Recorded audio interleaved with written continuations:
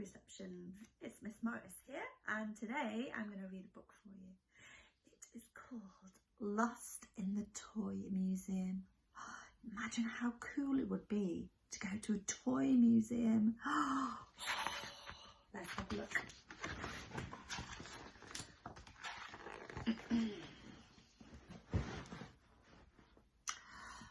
When the lights went out, let me just move this. Let's have a look.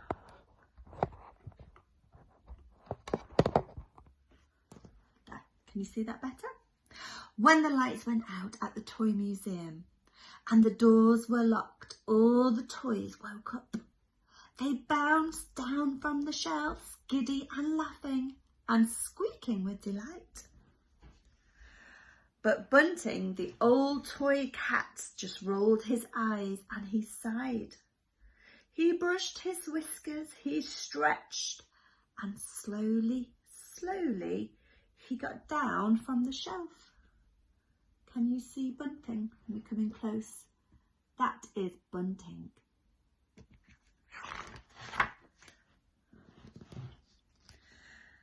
Please assemble for inspection, said Bunting, just as he did every night.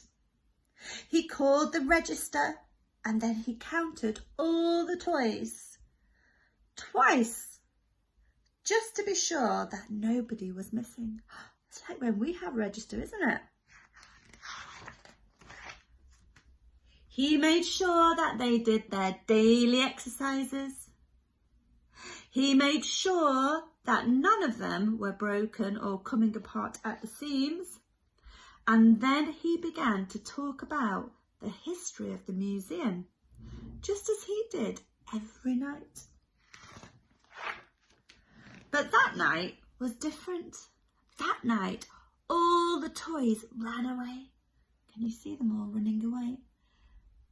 What toys can you see there? I can see a little dolly. And I can see a little teddy bear and a monkey. They all ran away. Bunting was all alone. There wasn't a sound. Highly unusual, said Bunting. But what was that? A note. Find us. Oh dear, said Bunting. Now they've got lost. Silly things. And with a sigh, he set off to look after for them. He looked for them everywhere. They weren't in any of the dolls' houses. They weren't in the Chinese rock garden. They weren't on the toy railway. Perhaps they were in the toy theatre.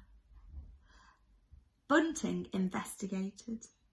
There was a mysterious note and it said, "Getting warmer." But what did that mean? Here's Bunting. He found a little note that said, "Getting warmer." I wonder what that means. Oh, and he found another note. And warmer. He walked back through the scenery further and further than he'd ever gone before. And there was another note, and warmer. But what did it mean? Then he heard voices on the wind, coming from across the sea. He set sail. He was all alone on the water, under the stars. Now he was lost. He didn't know where he was at all. There he is, look, on his little boats, all lost.